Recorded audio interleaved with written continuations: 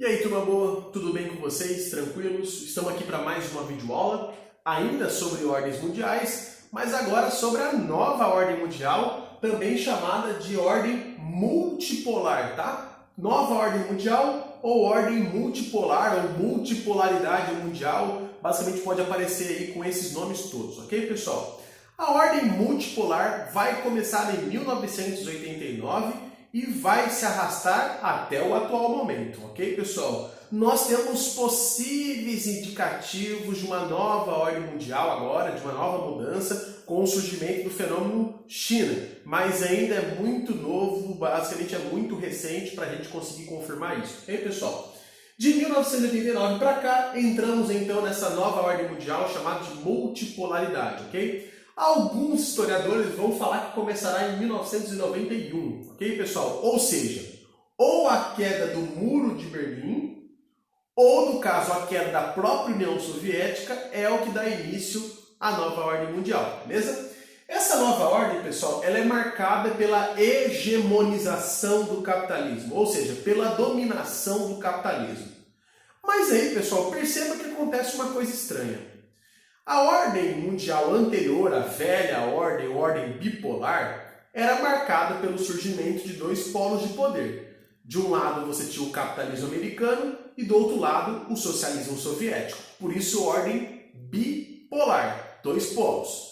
Mas se um dos polos caiu, que foi o polo socialista, que foi a União Soviética, essa ordem não era para chamar ordem monopolar ou unipolar?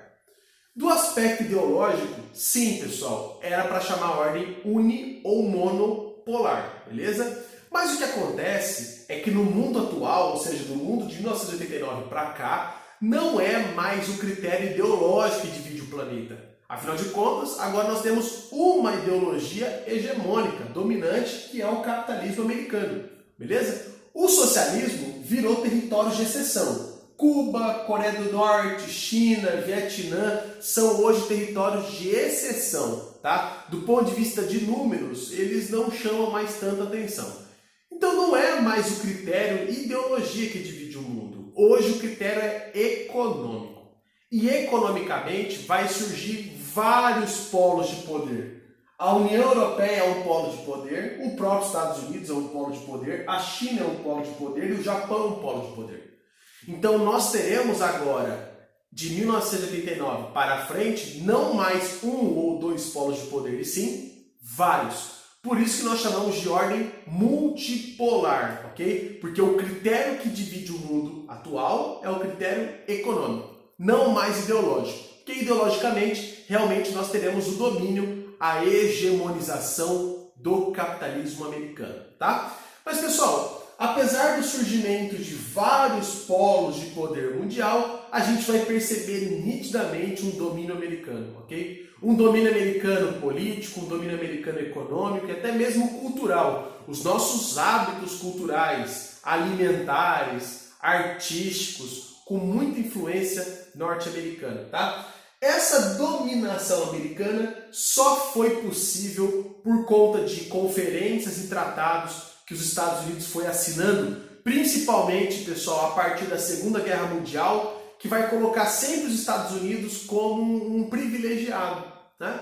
Vamos pegar um exemplo? A Conferência de Bretton Woods, 1944, Conferência de Bretton Woods, tá? Ou seja, ainda foi lá durante a Segunda Guerra Mundial, final da Segunda Guerra. A Conferência de Bretton Woods negociou que a moeda americana, o dólar, seria moeda de trocas internacionais, comercial, ok? Ou seja, privilegiou os Estados Unidos. E foi a conferência também que deu origem ao FMI, ao Fundo Monetário Internacional, aquele banco que empresta dinheiro aos países pobres com juros pavorosamente altos. Os Estados Unidos é o principal credor da FMI, quem mais empresta dinheiro, então é quem mais ganha dinheiro com juros, ok? Então, assim, vários tratados. O sucesso do Plano Marshall, o sucesso da OTAN, que nós vimos tudo lá na velha ordem. Então, uma série de conferências e tratados criado e assinado pelos Estados Unidos da Segunda Guerra Mundial para cá, vai transformar os Estados Unidos num país dominante dentro da nova ordem. Beleza? Isso é importante.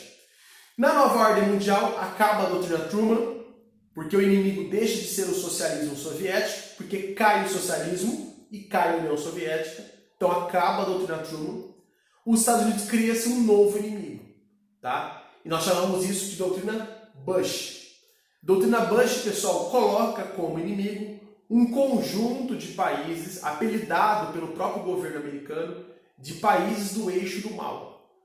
A grande maioria deles, países árabes de religião islâmica, ok? Inclusive essa doutrina, que seleciona uma série de países, principalmente árabes e muçulmanos, tá? Como inimigos dos Estados Unidos, é chamada de doutrina Bush, que foi criado pelo presidente Bush, Bush pai, foi seguida pelo Bush filho, foi seguida, inclusive, antes mesmo pelo Bill Clinton, foi seguido pelo Barack Obama e hoje é seguida ao pé da letra pelo Trump.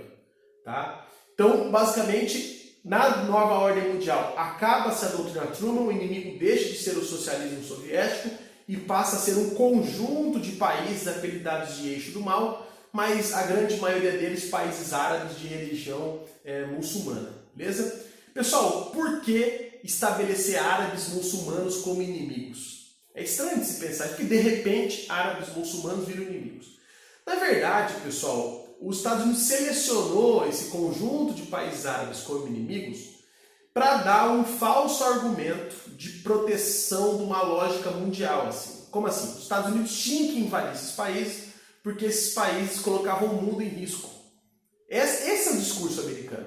Países árabes colocam o mundo em risco. Por quê? Porque eles são produtores de armas de destruição em massa. Eles são países produtores de terrorismo islâmico. Então, fundamentalismo islâmico que leva a um terrorismo. Ok? Mas na verdade, pessoal, isso é tudo discurso falso. Porque o intuito real de invadir árabes é o petróleo. Se você observar os países do eixo do mal, você pega a Líbia, a Síria, o Iraque, inclusive todo país invadido pelos Estados Unidos a partir da década de 90, ok? As intervenções militares americanas no Oriente Médio, em países árabes, têm a ver com a doutrina Bush. Essas invasões, esses países invadidos, coincidem exatamente com os maiores produtores de petróleo no mundo. Então os Estados Unidos criou um falso discurso de que os árabes colocam o mundo em risco porque possuem armas de destruição em massa, bombas, etc. e porque produzem o terrorismo. Beleza, pessoal? Mas o intuito real de selecionar os árabes como inimigos e invadir os árabes é a busca por petróleo.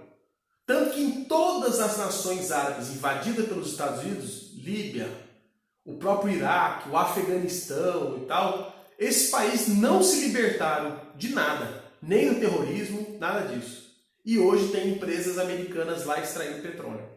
Então esse é o discurso e qual que é o objetivo real da doutrina Bush. Beleza, pessoal? E os Estados Unidos começará a ser, a partir da nova ordem mundial, um interventor mundial. Ele vai se colocar como um interventor político mundial. Ou seja, todo conflito que ocorre no mundo, inclusive conflitos internos, como o caso da Venezuela, ok? Os Estados Unidos vão achar que ele tem, por ser a maior potência mundial, a função de intervir ali e colocar as suas regras naquele contexto. Então, nem mesmo, pessoal, até mesmo discussões internas políticas dos países vão sofrer intervenção americana, já visto a questão da Venezuela, já visto a questão da Bolívia, ok? Então, os Estados Unidos vai se colocar na nova ordem mundial como um interventor político no mundo todo, seja por questões entre países, disputa entre países, como até discussões internas políticas dos países. Os Estados Unidos vai se ver na obrigação e no direito de intervir e colocar suas regras dentro dos países, ok? Então isso, inclusive, vai ser um problema de ordem democrática. Então, pessoal, essa é a nova ordem mundial, né, a princípio, marcada pelo domínio do capitalismo. O socialismo vai ser território de exceção, tá? Os Estados Unidos será o maior país do mundo em questão de potência econômica e política. Porém, vai surgir outras potências econômicas do mundo, como a China, o Japão, a própria União Europeia. Tá? Basicamente, os Estados Unidos conseguem ser um país dominante do mundo por uma série de conferências e tratados que vão assinando a partir da Segunda Guerra e que vai privilegiando os Estados Unidos. Tá? Hoje, os Estados Unidos ele segue a doutrina Bush. Então, basicamente, ele segue combatendo países chamados de eixo do mal. A maior parte dele árabes muçulmanos. O discurso da doutrina Bush é que são países que colocam o mundo em risco por serem produtores de bombas, armas de destruição em massa e de terrorismo, ok? E no caso dos Estados Unidos se coloca também no mundo como interventor político mundial. Ele acha que por questões entre países, questões internas do país, ele deve intervir e colocar as suas regras, tá? Mas pessoal, só uma observação importante, tá? A doutrina Bush vai trazer para os Estados Unidos grandes consequências. No caso, o atentado do 11 de setembro nada mais foi do que um contra-ataque aos Estados Unidos. Então, algumas nações árabes foram invadidas, foram exploradas, e grupos terroristas, fundamentalistas árabes vão organizar contra-ataque contra os Estados Unidos. Beleza? Isso é bastante importante. O 11 de setembro é um contra-ataque da Al-Qaeda aos Estados Unidos, que era um grupo terrorista afegão, né, liderado pelo Osama Bin Laden, que vai contra-atacar os Estados Unidos por conta dessas invasões no Oriente Médio, contra essa exploração americana no Oriente Médio. Okay? E os Estados Unidos vão usar a OTAN, a Organização do Tratado Atlântico Norte, para invadir esses territórios árabes. Okay? Inclusive é por isso que a França, a Inglaterra também sofrem atentados. Porque a OTAN é uma coalizão, é um exército, um grande exército formado por países capitalistas. Lembra lá na velha ordem mundial? Os Estados Unidos vão usar essa aliança militar entre países capitalistas para invadir o Oriente Médio. Esses grupos terroristas vão contra-atacar os países que fazem parte da OTAN, Estados Unidos, Inglaterra e França principalmente. Tá? Pessoal, a nova ordem mundial ela passa a trazer uma divisão horizontal do mundo. O mundo deixa de ser dividido verticalmente em capitalistas e socialistas. Agora a divisão do mundo é horizontal. Ok? Basicamente, essa linha que divide o mundo na nova ordem mundial tem nome. Ela é chamada de linha do Equador socioeconômico. Cuidado para não confundir a linha do Equador com essa aqui, né? Que divide o mundo em dois hemisférios. É essa linha aqui, ó. Linha do Equador socioeconômica. Ela vai dividir agora os países centrais, dominantes, desenvolvidos, dos países periféricos, pobres, dominados, subdesenvolvidos. Beleza, pessoal? Linha do Equador socioeconômica. Austrália e Nova Zelândia são duas exceções. Beleza? Porque são países pertencentes ao hemisfério sul geográfico, porém, economicamente, eles fazem parte do hemisfério norte, porque eles são tão quanto desenvolvidos aos países do hemisfério norte. Ok? Desaparece a lógica dos três mundos, porque na velha ordem nós tínhamos os três mundos, né? O primeiro mundo eram os capitalistas industrializados, o segundo mundo eram os socialistas industrializados e o terceiro mundo eram os não industrializados, ok? Aqui agora desaparece a lógica dos três mundos. Agora nós teremos dois mundos, os desenvolvidos centrais e os subdesenvolvidos periféricos, divididos pela linha do Equador socioeconômica, tá? E nessa nova ordem mundial vai surgir uma coisa interessante também, que é chamado de áreas de influência. Os Estados Unidos vai ter como principal área de influência a América, influência econômica, tá? A União Europeia vai ter como área de influência a Europa e a África. E o Japão e a China, tá? Perdão, o Japão e a China vão ter a Ásia e a Oceania como áreas de influência. Beleza? Influência econômica, tá? Onde eles mais fazem o comércio, onde mais importa e exporta e assim por diante. Então a nova ordem mundial é marcada por uma divisão horizontal do mundo através da linha do Equador socioeconômica. Beleza? Agora o mundo não é dividido mais ideologicamente, então não tem mais a lógica dos três mundos, agora tem a lógica dos dois mundos. Você tem acima da linha do Equador socioeconômico os desenvolvidos e abaixo você tem os subdesenvolvidos. Lembrando que a Austrália e Nova Zelândia são exceções, por isso que a linha socioeconômica ela faz essa curva, que a Austrália e Nova Zelândia são países desenvolvidos, porém geograficamente pertencem ao hemisfério sul do mundo, tá? E nós temos o surgimento de áreas de influência. Então, economicamente, os Estados Unidos influenciam a América, economicamente, a União Europeia influencia a Europa e a África, e o Japão e a China disputam a Ásia e a Oceania como área de influência econômica, tá? Mas a China tem ganhado esse processo aí, beleza? Também são características da nova ordem mundial o fortalecimento de algumas moedas, tá? Principalmente o iene, a moeda japonesa, o euro, que é a moeda da União Europeia, e o dólar americano. Tá? Então quer dizer que essas grandes potências vão, no caso, fortalecer as suas moedas, isso é importante, tá? São moedas muito procuradas quase como mercadorias, né? Hoje tem como ganhar dinheiro comprando e vendendo dólar, comprando e vendendo euro. Então, além de ser um poder de compra, as moedas das grandes potências também são usadas como mercadorias, são compradas e vendidas, tá? Surge blocos econômicos, que será matéria nossa ainda, beleza? Esse ano, surgimento dos blocos econômicos e também o surgimento de instituições financeiras fortes, tá? Essas instituições financeiras, pessoal, podemos destacar o próprio FMI, o Fundo Monetário Internacional, tudo bem que surge lá na conferência de Bretton Woods em 44, mas se fortalece agora na nova ordem, tá? Infelizmente, essas instituições financeiras acabam gerando maior dominação dos ricos contra o pobre, né? Uma maior dependência dos pobres frente ao rico, porque os pobres sem capital vão ser obrigados a buscar capital nessas instituições financeiras e eles acabam se enrolando em grandes dívidas, tá? Pagam um absurdo de juros para os países desenvolvidos, ok, pessoal? Isso é bastante importante, tá? Então, o surgimento de instituições financeiras acaba deixando os ricos mais ricos, porque eles são emprestadores, são credores, e deixam os pobres cada vez mais pobres, porque eles passam a ser devedores de juros altíssimos, tá? Aos ricos, beleza? E, pessoal, no caso, vocês podem ter achado estranho, porque ao falar de fortalecimento de moedas, eu não falei da moeda chinesa. Pessoal, é porque a China surge como uma grande potência econômica, mas ela é um contraponto. Ela tem um perfil econômico diferente dos europeus, dos americanos e dos japoneses, tá? A China é uma plataforma de exportação, eu vou explicar depois isso tranquilo para vocês. Ela tem um outro perfil econômico, é um país que não vive de mercado interno, ela vive de exportação, então para ela não faz sentido ter uma moeda forte, ok? Na verdade, a China faz o contrário. Para conseguir exportar cada vez mais, e reafirmo, as exportações é o sangue da economia chinesa, tá? A China não vive de consumo interno, ela vive de exportações, tá? Para conseguir exportar cada vez mais, ela precisa deixar seus produtos cada vez mais baratos.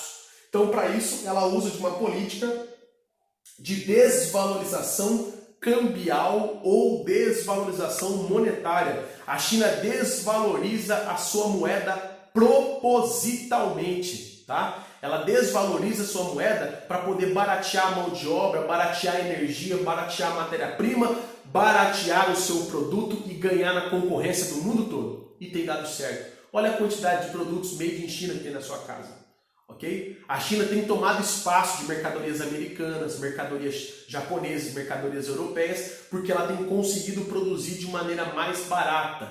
Tá? E como ela faz isso? Desvalorizando a sua própria moeda. Então a China é uma grande potência econômica, é uma grande potência política, mas ela usa um caminho contrário desses outros países aí, europeus, os Estados Unidos, o Japão. Ela usa a desvalorização da sua moeda, desvalorização cambial, e tem dado certo, beleza, pessoal? Mas só é possível desvalorizar a própria moeda se o país não vive de mercado interno, porque ao desvalorizar a sua moeda, automaticamente aquela sociedade de moeda desvalorizada perde poder de consumo, tá? Então se terá menos consumo interno, tá? E pessoal, para a gente fechar, a nova ordem mundial ela vai acabar fortalecendo a DIT, a Divisão Internacional do Trabalho.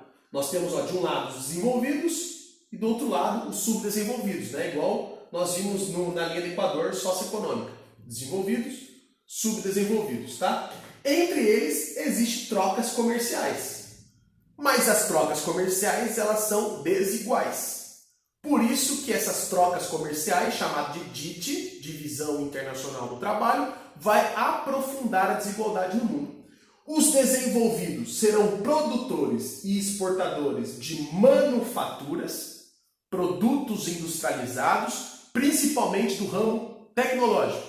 Ou seja, eles produzem e vendem para o mundo produtos de alto valor agregado, manufaturas tecnológicas. Em compensação, os subdesenvolvidos serão produtores e exportadores de commodities, matéria-prima, ou seja, por natureza de baixo valor agregado. Então você terá os desenvolvidos produzindo e vendendo manufatura tecnológica, alto valor agregado, e os subdesenvolvidos produzindo e exportando matéria-prima, de baixo valor agregado. Isso também acaba gerando um maior enriquecimento dos mais ricos e um maior empobrecimento dos mais pobres. Imagina os países pobres tendo que comprar notebook e vender soja. Em compensação, os desenvolvidos compram soja e vendem notebook.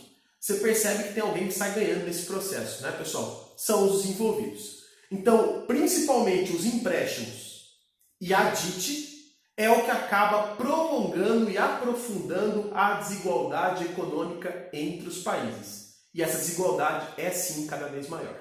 Pessoal, essa é a nova ordem multipolar, marcada pela dominação americana, mas também pelo surgimento de novos polos de poder, inclusive a China, com grande contraponto. Um país que enriquece e desenvolve desvalorizando a sua própria moeda. Nós teremos uma aula sobre China ainda esse ano e a gente vai ver como a China conseguiu se desenvolver rapidamente e como funciona essa desvalorização da própria moeda. Beleza, pessoal? Espero ter ajudado vocês. Estou aqui para tirar dúvidas de vocês, claro que obviamente em ambiente virtual. Até mais, pessoal!